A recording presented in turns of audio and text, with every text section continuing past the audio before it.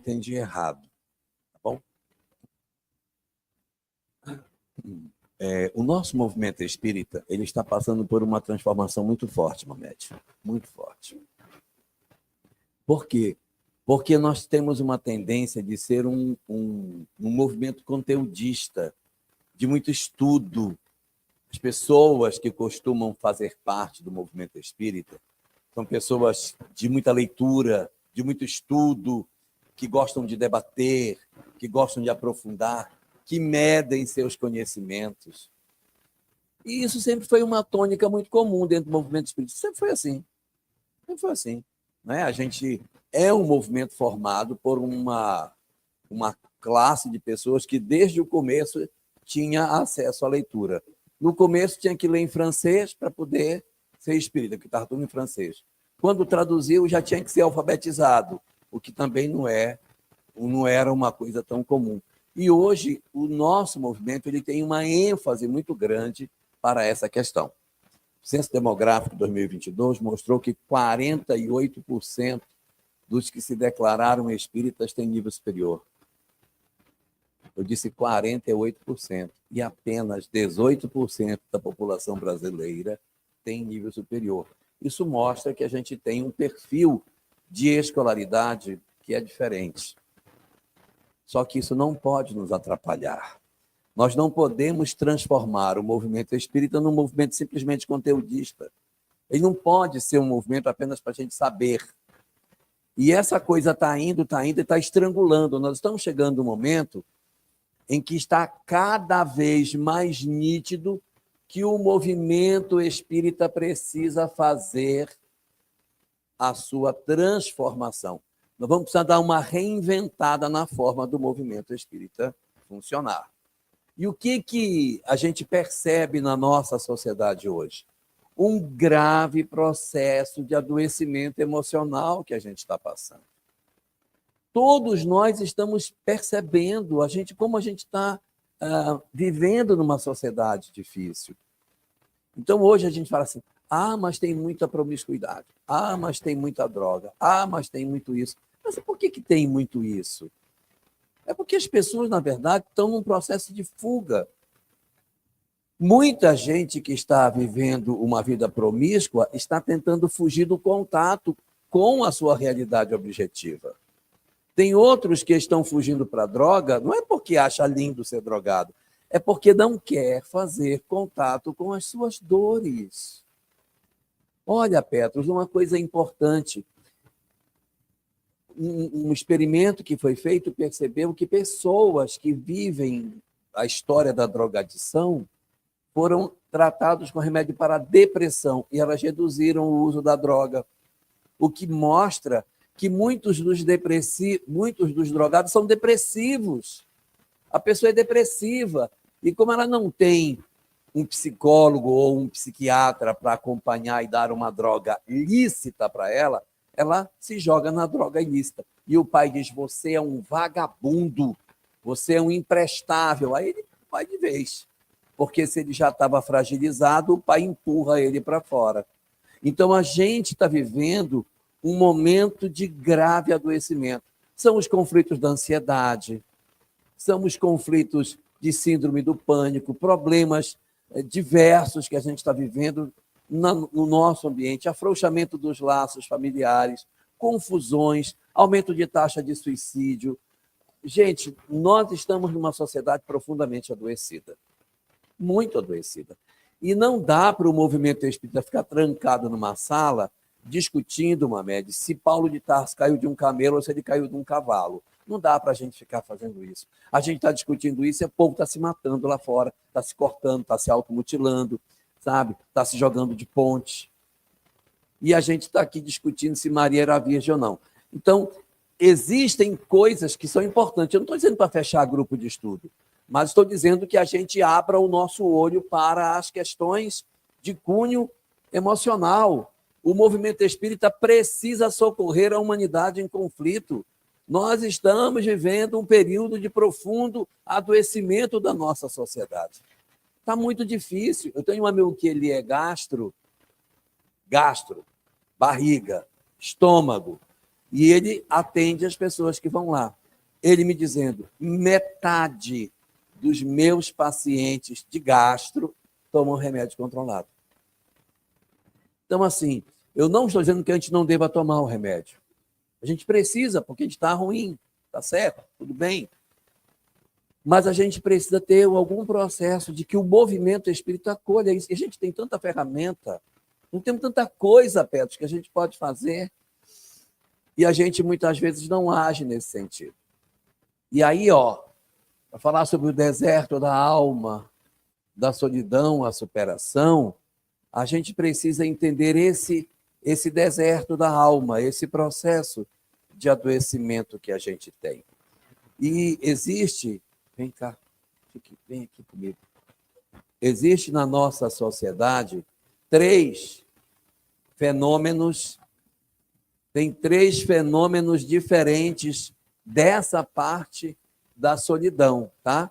Existem três coisas que não podem ser confundidas, são parecidas, mas não podem ser confundidas. Uma se chama tristeza, a outra se chama depressão e a outra se chama distimia. O que é tristeza? Tristeza é tristeza. É tristeza. É um episódio de entristecimento que a gente passa. Você bateu seu carro, fiquei triste. Você teve uma notícia que desagradou você, aí você entristece. Mas isso quer dizer que você está deprimido? Você está entristecido. Então, a gente não pode confundir tristeza com depressão. Bati meu carro, entrei em depressão. Não, você não entrou em depressão, você está triste.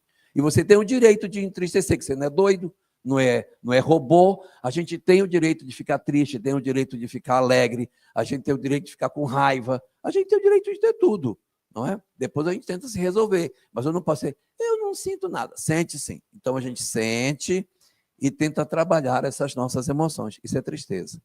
Um segundo fenômeno que a gente tem é um fenômeno chamado depressão. Este fenômeno depressão é um fenômeno que parece uma tristeza, mas aí não é a mesma coisa, porque ele é bem mais profundo, bem mais, e ele é uma característica que é bem mais longa do que a tristeza. É quando, por exemplo, você vive uma experiência de luto. A pessoa perdeu o marido, perdeu um filho, recebeu uma notícia de uma doença grave. Aí ela mergulha num processo depressivo. Aí pode até ser que ela fique só triste e se recupere, mas pode ser que ela deprima. E ela tem o direito de deprimir, tá? A pessoa tem o direito de deprimir. Mas é trabalhador. Vai deprimir do mesmo jeito. Então a gente deprime. Deprime diante da dor, diante das coisas que acontecem. Como o nome mesmo diz, é uma depressão, é um buraco. As gerações anteriores, aqui não tem ninguém da minha idade, que todo mundo aqui tem menos de 100 anos, mas eu vou contar como é que era. Quando a pessoa estava nessa condição, a gente não dizia que estava com depressão, a gente dizia que está na fossa, porque é um buraco também, só que estava cheio de um monte de coisa, né? Agora é só uma depressão, é só um buraco que a pessoa está. Gente, cair num buraco é fácil, sair do buraco não é fácil, não, ó. Quem já teve depressão ou quem lida com pessoas em depressão em casa sabe o como é difícil você trabalhar isso.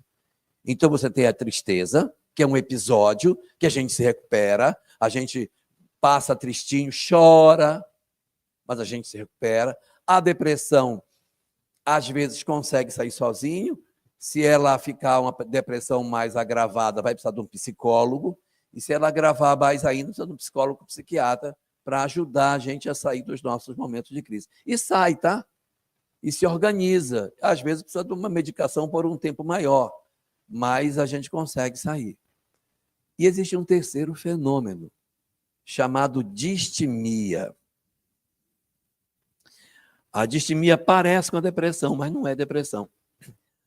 A distimia, ela é mais leve do que a depressão. A distimia é um desinteresse pela vida, é uma apatia pelas coisas, é uma falta de sentimento de propósito, É a pessoa dizer assim, gente, não vejo sentido em nada.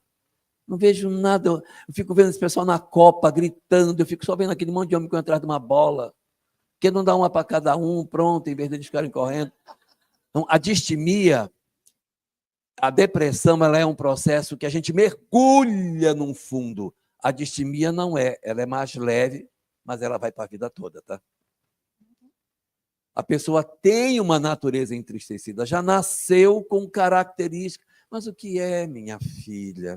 O que você tem? Eu não sei, pai. Eu sou triste. Distimia. É um processo que a gente procura as causas objetivas e não vai encontrar. Tira essa bolsa, minha filha. A gente vive o processo da distimia e esse processo de distimia ele acaba sendo um fenômeno que a gente fica... O tratamento é parecido com o da depressão, só que está na raiz da personalidade. É diferente da depressão, que eu pergunto, a pessoa diz, aconteceu tal coisa, eu deprimi. Aí é depressão. Eu não sei o que é, desde pequeno ou desde pequena, eu sempre fui assim. Eu tenho uma natureza triste, a sensação do abandono, a sensação da tristeza no fundo da minha alma. Quando alguém diz que me ama, eu não acredito. Eu sempre acho que estão mentindo para mim, porque eu não nasci para dar certo, a minha vida é para ser desse jeito mesmo, que eu sou uma pessoa infeliz. Isso é muito típico de distimia. A própria pessoa não sabe nem dizer por que ela sente isso, mas ela vive esse estado. Então, esses fenômenos aqui, eles podem agravar. E se não forem cuidados, eles podem gerar graves problemas em que a pessoa, em função disso, ela pode avançar para um agravamento do processo depressivo. Então, uma depressão, ela avança quando ela começa a comprometer as nossas relações sociais. Já, por exemplo, às vezes a pessoa é depressiva, mas ela está tocando a vida dela. Mas ela tem depressão, mas ela toca. Ela vai chorando, mas ela vai fazendo. Ela vai triste, mas ela vai. Ela às vezes se tranca no banheiro, ela chora um bocado, volta e faz o trabalho dela, arruma a casa. Se essa depressão avançar, ela começa a faltar ao serviço, ela começa a não ter mais condição de fazer as coisas. O marido chega em casa, ela não fez nada. Está tudo bem? Não consegui sair da cama hoje. Não conseguiu limpar, não conseguiu varrer, não conseguiu cozinhar, não conseguiu fazer nada. As crianças nem foram para a aula. Então, é um processo... Aqui já está precisando de uma ajuda de um profissional, tá, Júlio? Porque sozinho o cabra não vai sair. E existe a depressão profunda. A depressão profunda é aquela em que a pessoa se tranca no quarto. Às vezes ela coloca algodão nas frestas da janela para que a luz não entre, para ela ficar na mais completa escuridão. Quem tem pessoas em casa que tem processo depressivo, precisa acompanhar a pessoa quando sai e quando volta. Você saiu, você olha a roupa que ela está. Quando você voltar, se ela estiver com a mesma roupinha azedinha, aí você começa a desconfiar que ela está entrando numa crise. Pessoas, quando agravam na depressão, elas param de ter cuidado pessoal. Para de escovar os dentes, para de tomar banho, para de se arrumar, usa a mesma roupa. E fica trancada, não sai do quarto, não faz nada, vive enfurnada dentro de si mesmo, às vezes mistura roupa suja com roupa limpa, veste roupa suja, veste roupa limpa, o quarto fica um cheiro maravilhoso, sabe? Por quê? Porque a pessoa está doente, ela está dando sinal para você, eu estou adoecendo. Se não cuidar, ela pode entrar num processo de automutilação, sim. E para quem está em processo de automutilação, pode ir para um processo de ideação suicida facinho. Quem está com mutilação, automutilação, está a um passo de começar a desenvolver a possibilidade de suicídio. Então, não dá para a gente ter todas essas informações e não fazermos no movimento algo que procure trabalhar esse deserto da alma que muitos de nós possuímos. Estou sendo claro no que eu estou dizendo?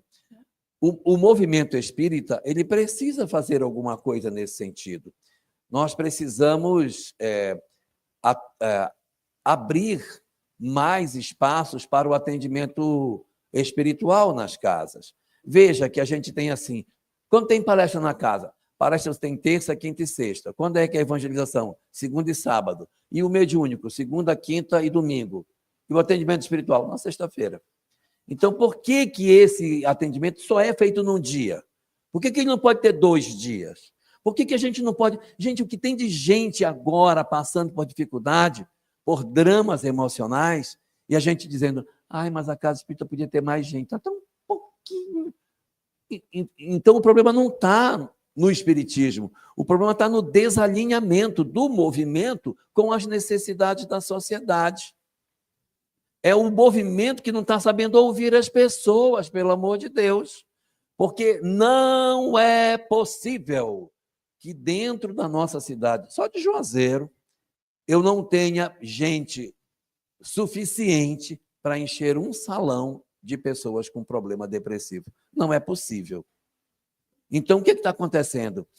Nós não estamos sabendo nos comunicar e as pessoas estão se matando. E a gente está continuando, alheio a tudo isso, marchando para uma divulgação que não está alcançando esses resultados. Volto a dizer, não estou dizendo para fechar os grupos de estudo, continuem abertos.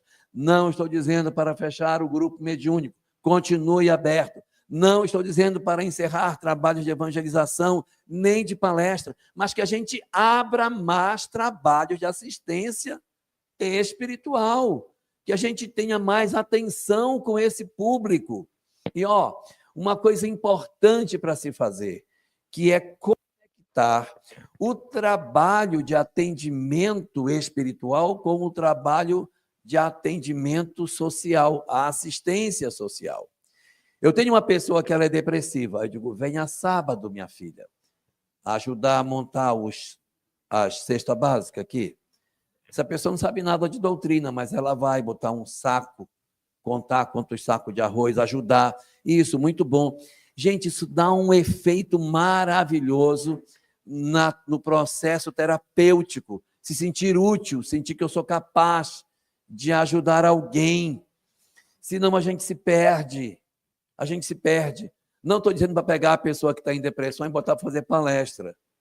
Ela nem sabe, acabou de chegar no centro espírita, mas ela consegue ir com a gente. Olha, vai ter um brechó. Venha quarta-feira separar a peça para o brechó. Ajuda a gente. Pega aqui. Não, essa daqui não vai dar. Essa aqui está muito rasgada, vai para doação. Essa pode ir para o brechó. Essa aqui dá para fazer Você pode fazer uma bainha nessa calça? Leva e faz uma bainha para nós.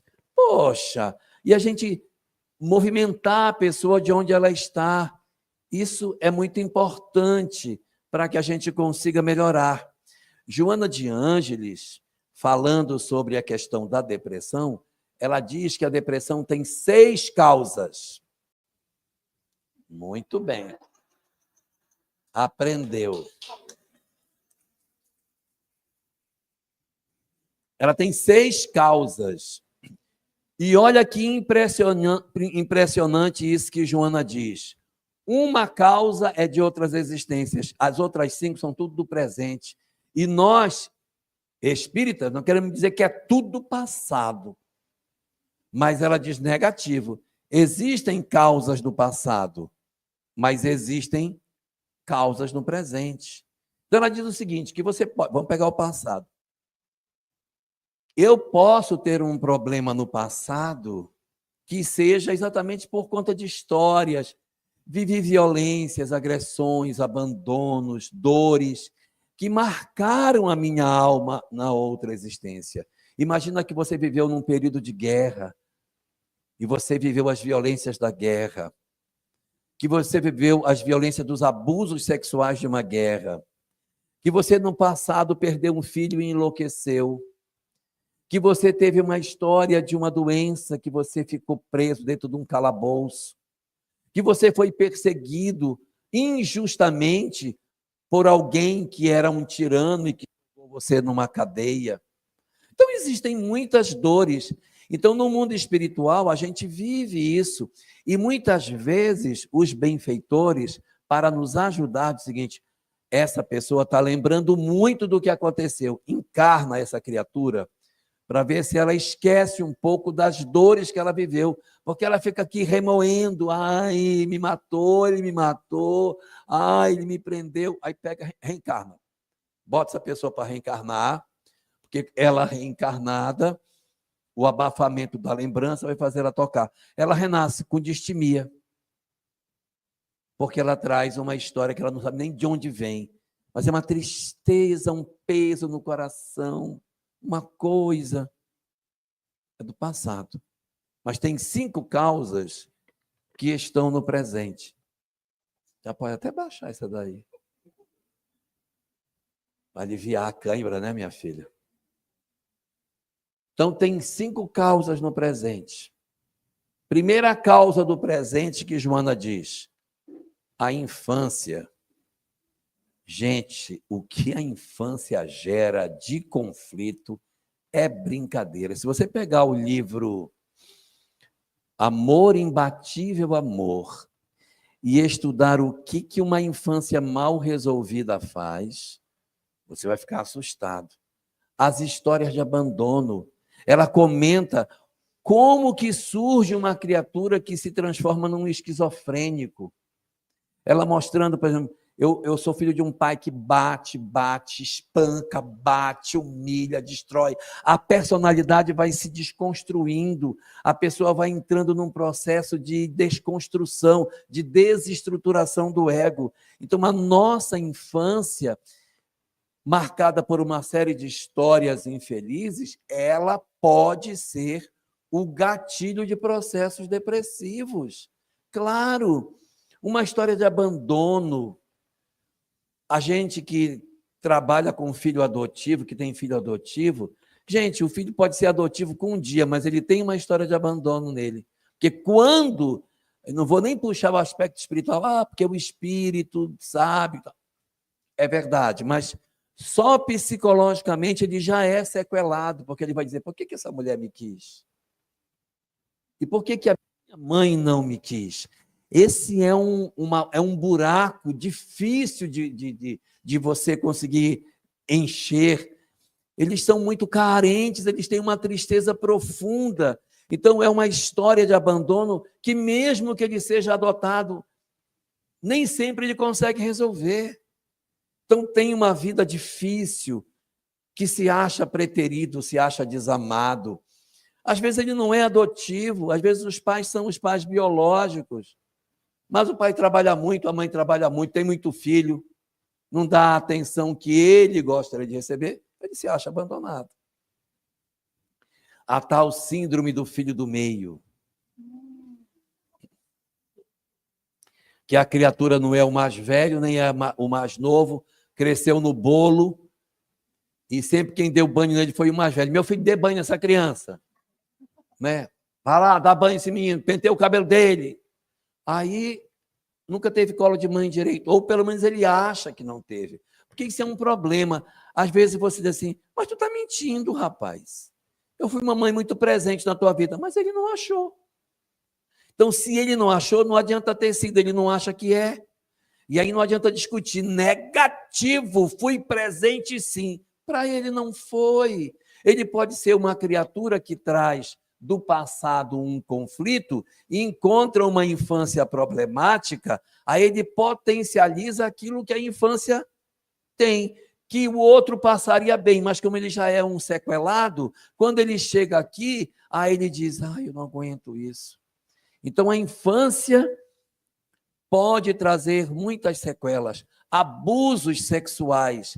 Eu venho de uma região da Amazônia em que tem uma lenda lá, do boto. O que o boto faz? Ele, na festa, ele arranja uma moça e dorme com ela, e ela tem o filho do boto, só que é o filho de alguém que... O boto é o pai. Exatamente. O boto é o pai. E a sociedade vai acobertando o incesto, entendeu? E aí, não, foi o boto, é filho do boto. E essa é uma realidade muito perversa que a gente tem em que você tem meninas totalmente destruídas emocionalmente por conta desse tipo de prática, em que o pai se acha no direito de ser o violentador das suas próprias filhas e filhos. Então, as histórias da infância podem trazer sequelas muito profundas, produzindo processos depressivos. Outra causa: dramas. Não foi na infância, mas eu tenho uma história. Minha vida, se eu contar minha vida, meu Deus, é um drama, gente, você não faz ideia.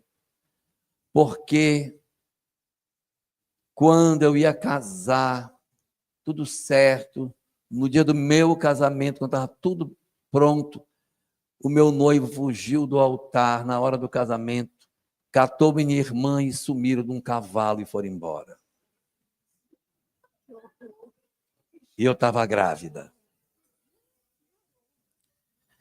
Assim, aí você, nossa, existem dramas que são terríveis. Dramas são terríveis. Você diz, gente, mas como é que pode? Aí a pessoa vai se reorganizar, não, eu vou casar de novo. Talvez até nem case. Talvez nem queira mais ninguém, em função das histórias que vai vivendo. Então, os nossos dramas, eles podem produzir processos depressivos, sim, e a gente tem que cuidar das pessoas. Número 4. 1, 2, 3, 4. Lutos. Lutos. A gente que vive uma história de luto, pelo amor de Deus, só quem vive para saber. Levanta aqui, minha filha, quero ver você de perto. Existem 7 lutos que não são permitidos. Bota aí para mim. 7. Tem 7 lutos que a sociedade não permite que você tenha. Querem saber? E a pessoa deprime e não pode deprimir, porque esses lutos a sociedade não permite que tenha. Descansa. Pode. Mas aqui é rápido. Aí você levanta. Primeiro luto que não é permitido, o luto do feto. A mulher engravidou, estava com 8 semanas, aí ela perdeu, sozinha, ela não tirou. Ela perdeu a criança. Sabe o que é que as pessoas dizem? Você é nova, você vai ter outro. Isso não é nada. Não respeita o luto que ela tem, porque a mulher, quando ela faz o beta e dá positivo, ela já é mãe. E quando ela ficar adulta, ela vai dizer, eu tenho 5 filhos, 2 abortos e 3 que nasceram. Ela vai contar, porque para ela isso é muito importante. E nós somos muito desrespeitosos com o luto do feto, porque a gente acha que não é nada. Maridos, então, é o que mais... Bobagem! Nem foi nada. A sogra, então, é quem vem e chega. Você é nova, minha filha, vai ter outro. Vai ter muitos. Segundo luto que não é permitido, o luto do aborto provocado. A mulher faz o aborto e depois ela sente culpa do aborto que ela fez. Ela não pode chorar. Porque se ela chorar, por que você está chorando? Ela tem que engolir o choro do aborto dela, porque a sociedade não vai ouvi-la. E ela pode desenvolver um processo de depressão porque ninguém a acolheu. Não que a gente vá dizer que o aborto em si seja uma prática correta, mas uma vez que ele já foi feito, o que eu vou fazer? Agora a gente tem que acolher a pessoa. A gente não acolhe a pessoa que tem envolvimento com uma questão qualquer, de um comportamento equivocado, às vezes uma pessoa que está no mundo das drogas. A gente tem acolhimento. O que não tem acolhimento com esta mulher que está sofrendo miseravelmente, que às vezes foi o companheiro que disse, se você não tirar, eu largo você. E ela, besta, tira e o miserável vai embora. Aí ela fica sem o menino e sem ele. E com a culpa. Só o que ela fica é só com a culpa. Aí vai sofrer danadamente. Terceiro, não vão rir, é o luto do amante. Luto do amante. Você é a secretária do seu chefe e tem um caso com ele. O miserável morre. Você vai para o velório e você não pode chorar. Você tem que ficar do velório tranquila. E o pessoal, nossa, mas a secretária está mais emocionada que a própria mulher. Então, você não pode dizer para ninguém que você está em sofrimento. Ele é seu amor. Pode ser errado, o cara é casado, não me interessa. Mas dói. É o amor de alguém. E você não pode dizer assim, eu estou numa situação terrível porque fulano era meu amor e ele morreu. Não pode, porque não é permitido que você tenha esse luto. Luto número 4, o luto do suicida. As pessoas, quando têm um suicídio na família, dificilmente falam que ele se suicidou. Dizem assim, teve um problema, ele caiu. Na verdade, ele não caiu, mas a família diz que caiu. Ele teve depressão, mas não foi bem. A depressão realmente foi a causa maior, mas há um suicídio atrás. As famílias têm um pudor enorme de dizer, porque a nossa sociedade diz assim, que horror. E isso não é nada acolhedor, isso não é nada acolhedor. Eu já tenho uma culpa em função do ocorrido e eu vou por trás, ainda enfio mais uma faca na pessoa, dizendo que ela não poderia ter esse luto. Número 5, se prepare. Número 5, o luto do idoso. A pessoa chega e diz, meu avô faleceu. É mesmo? Que idade que ele tinha? Tinha 95. Estava na hora, né? Já estava na hora. Descansou, né? Mas ela não respeita que eu gosto do meu avô. Que eu gosto dele. Não, foi bom. E a minha dor, aonde fica? Então, é falta de respeito por conta disso. Graças a Deus. Número 6. Número 6. O luto do pet. O luto do pet. Ô, desgraça de luto mal acolhido. Porque a pessoa chora. Você está chorando por quê? Por causa de um gato. Pelo amor de Deus. Aí o marido ainda diz assim, amanhã eu trago outro. Como se um cachorro fosse igual ao outro.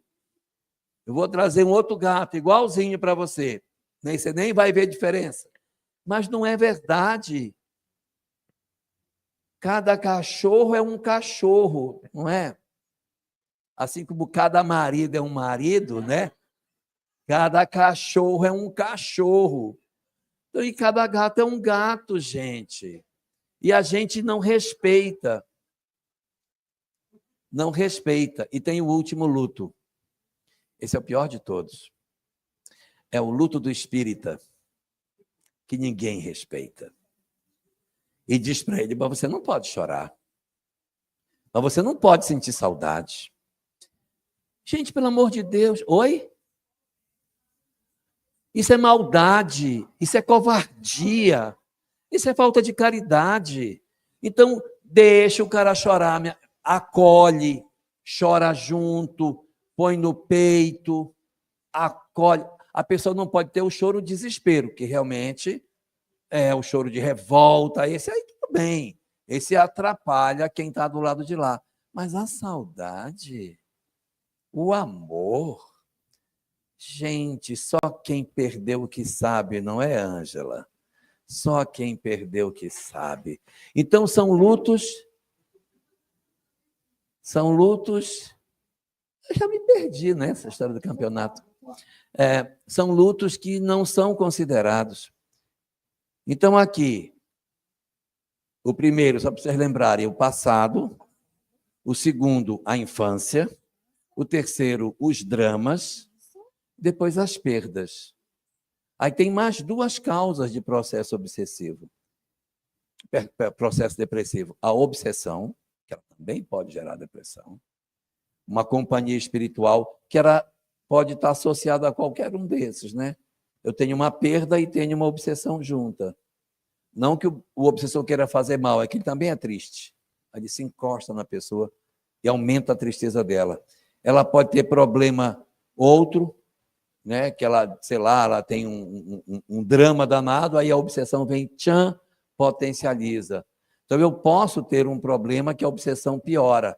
Um drama do passado que a obsessão vai lá, tchan, piora. Então, a obsessão também é um grave gatilho de depressão. E o último, as doenças. Quantos de nós deprimimos com doença? Você recebe uma assim, você está com uma frieira, tudo bem, eu estou com uma frieira. Passa na farmácia, joga lá um negócio no pé, vai ficar bom. Mas se o cara chegar e disser assim, olha, você é soro positivo, o chão deve sumir debaixo do pé. Ou você pega um diagnóstico, você está com câncer. E é um câncer bem agressivo.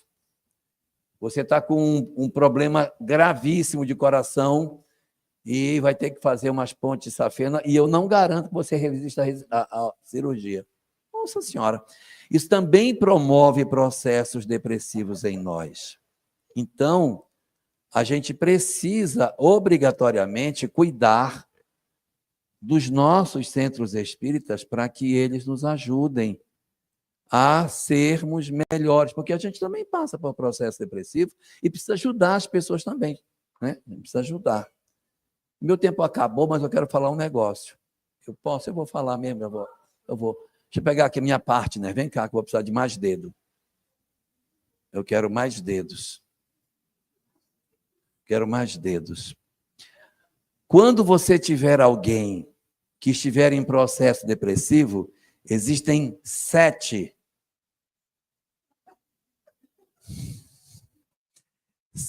coisas que você precisa fazer dentro de casa para ajudar esta pessoa.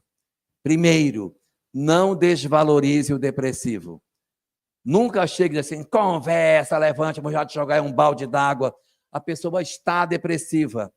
Não humilhe. Não diga, isso não é nada. É vadiagem mesmo. Não faça isso. 2, nunca supervalorize. De ficar preocupado demais, senão a criatura não cura. Porque se você não valorizar, você empurra ela para dentro. Mas se você valorizar demais, empurra para dentro também. Porque a pessoa se sente confortável, porque a mãe dá toda a atenção para ela. Ô, minha filha, o que você quer comer? Fale, mamãe faz para você. Eu quero uma sopa de abóbora com abobrinha, com chuchu e maxixe e muito quiabo. Eu não posso colocar outra coisa que ela é vegana. Só posso colocar isso na sopa. Então, não pode, né? A gente tem que valorizar, mas não pode valorizar demais. Número 3, não deixe o depressivo chantagear você. O que acontece? Você chega em casa e está dentro do quarto. Aí você entra no quarto. Oi, minha filha, ou meu filho, você está bem? O que aconteceu? Estou tão mal, mãe, que é para segurar, né? Fica comigo, dorme comigo hoje aqui. Se você deixar, ela vai capturar você. E você não vai ter mais marido, você não vai ter mais os outros filhos, você não vai ter mais vida, porque ela vai sequestrar você. Então, você tem que saber sair, não pode ficar cativo dele. Tem que entrar no quarto? Tem, mas tem que saber sair. Entre, tem que entrar, mas não pode ficar preso lá dentro.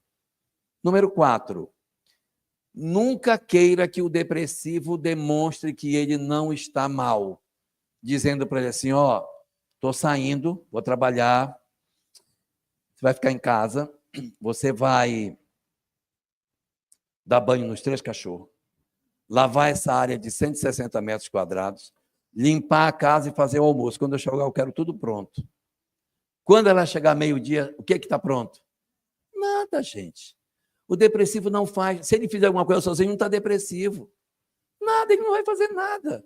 E não é dizer que ele fez de birra, é porque ele não consegue.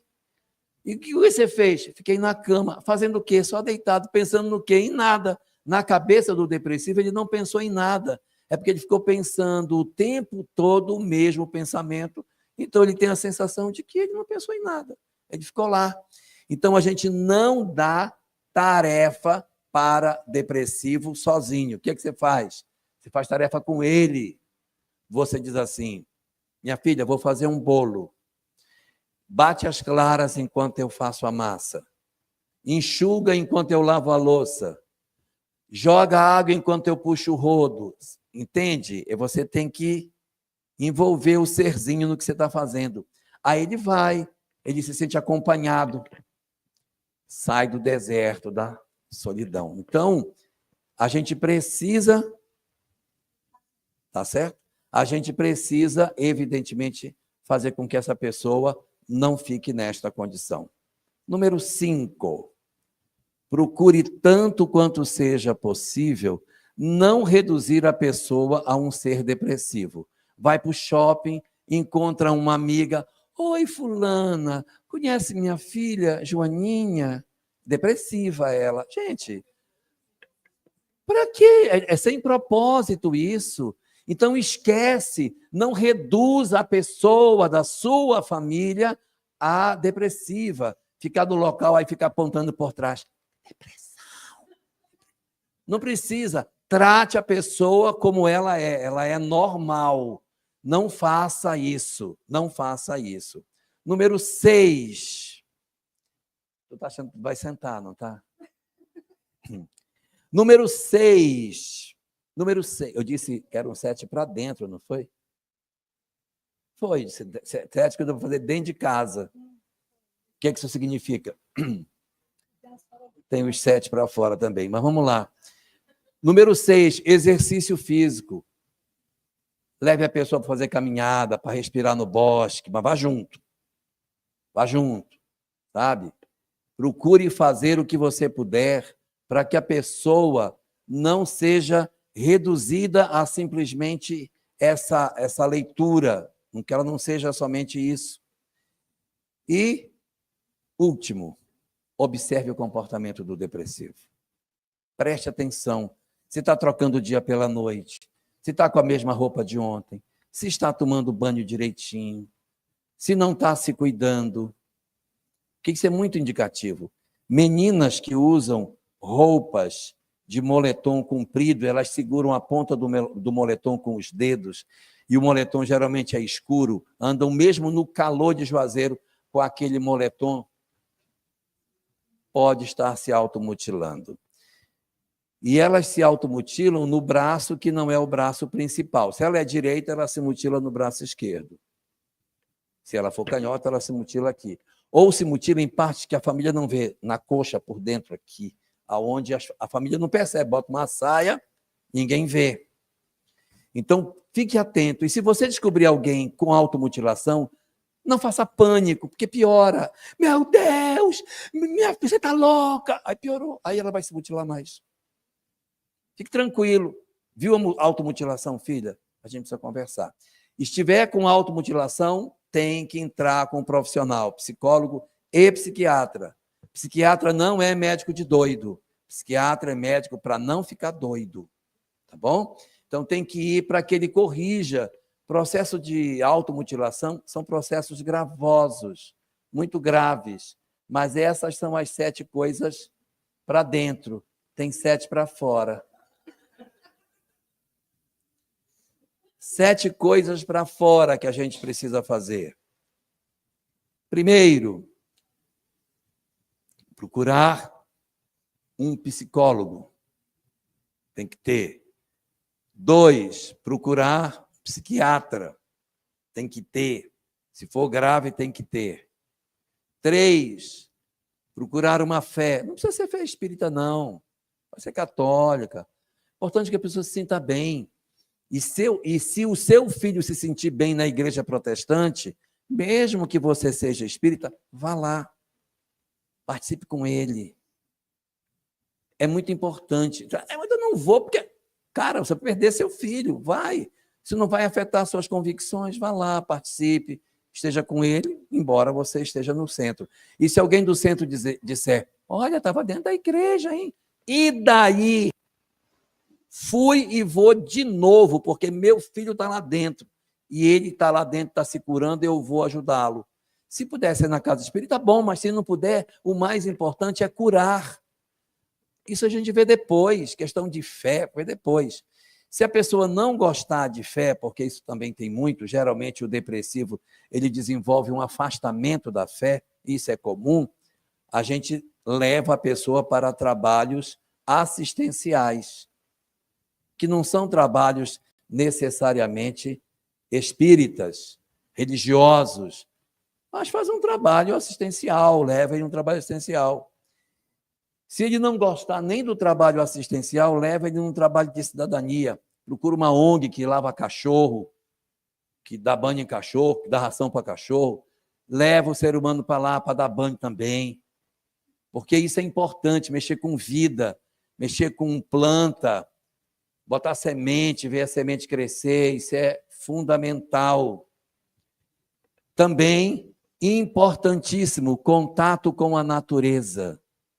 Leve o ser humano para pisar na grama, tomar banho de cachoeira. Leve a criatura para o meio do sertão, do mato. Vocês já viram para onde é que o depressivo se esconde quando ele está com problema? Para onde ele se esconde? Dentro do quarto. Então tem que tirar do quarto. Então, leva para a natureza. Vai fazer trilha. Compre uma bicicleta, compre você também, uma bicicleta e vá junto. Não mande ele, vai fazer trilha, miserável, porque ele não vai. Vá junto, vá junto. Contato com a natureza, ar puro. Essa conexão com a natureza reconecta com Deus. Isso é muito importante, porque quando a gente faz o bem, que estava aqui na parte da cidadania, da caridade, a gente tem descargas de ocitocina, que é um hormônio importantíssimo para restaurar a nossa saúde. E esse nosso contato com a natureza, ele é muito importante para melhorar a serotonina, dopamina, noradrenalina, endorfina. Isso tudo é muito importante para o equilíbrio. O medicamento que o médico vai dar é para corrigir esses neurotransmissores, que você pode conseguir com esses exercícios. E o último, para todo mundo poder descansar, meditação. O que é meditação?